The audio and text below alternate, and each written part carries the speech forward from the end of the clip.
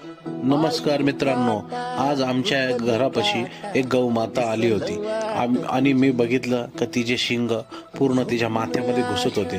तर ते मला न बघवता मी ते कापण्याचा एकदम निश्चय केला आणि तिला सुखरूप सोडून दिलं.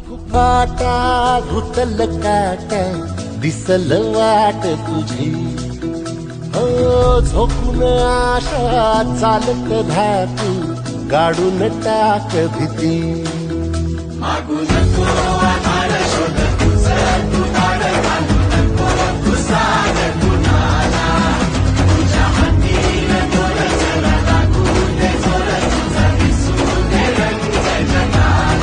पशुपालक मित्रांनो, शेतकरी मित्रांनो, आपले गाई म्हशीचे जे शिंग जास्त माथ्यात घुसत असते तर थोडे ते कट करून घ्या आणि त्यांच्यावरचे जो बोज आहे, जो त्रास आहे तो निघून जाईल.